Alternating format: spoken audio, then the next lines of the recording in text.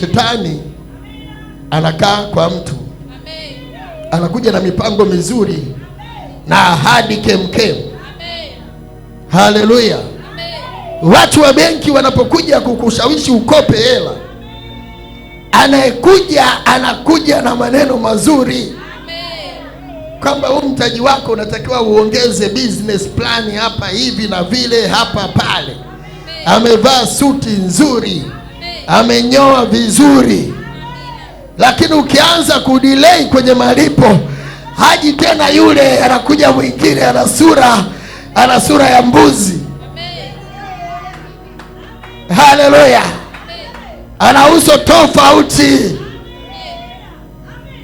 Bwana, hapa ni hivi, ulisema tarehe 30 ni tarehe 30. Hauna cha kulipa, nyumba yako iko wapi? Wanaanza kuishughulikia. Hapo ujue tayari ulikutana na shetani.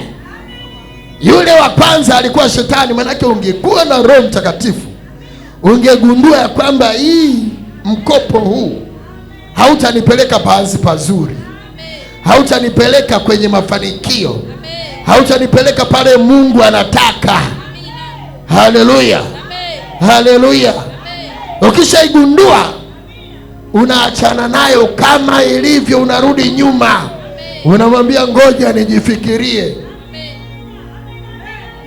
Na sasa hivi kuna vikundi vingi vya vijana matapeli ambao wanakuletea madili. Bana, kuna dili la hela, wanakwambia chukua hapa, ukiuza hii, ukiuzia watu 3, ukaleta na wengine 5, wakakaa chini yako, wakaongezeka, na wewe unapanda level. Ukipanda unaongezeka, baada ya wiki 2 utakuwa na shilingi ngapi? Anakupigia mahesabu makali, alafu anakuuliza umeelewa? Na wanataka uamue hapo hapo.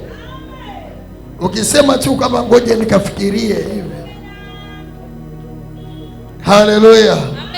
Ukisema ngoja nikafikirie hivi, wakubali. Anasema unaacha dili kama hili, kijana kama wewe.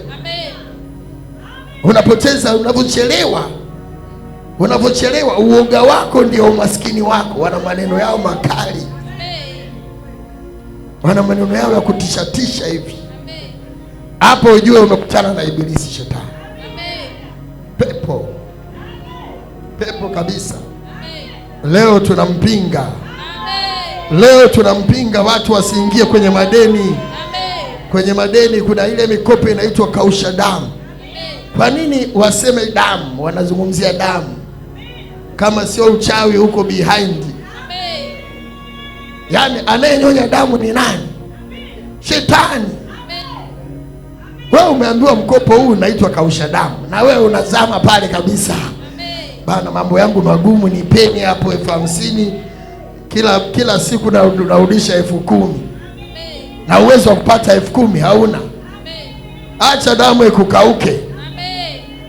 Sema kuanzia leo, roho yoyote inayofuatilia maisha yangu, iliyotumwa na shetani kwa ajili ya kunikausha, kwa ajili ya kuniharibia maisha, kwa ajili ya kunipoteza, kwa ajili ya kuniharibia hatua zangu, hatua za kiuchumi, hatua za kiroho, hatua za ndoa, hatua za mafanikio, hatua za kimaisha, hizo roho zote nazikataa kwa jina la Yesu, kwa jina la Yesu.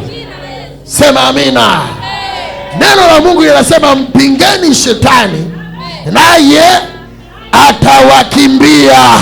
Leo tunataka kukimbie. Kama alikuja kwa njia moja, anaondoka kwa njia 7.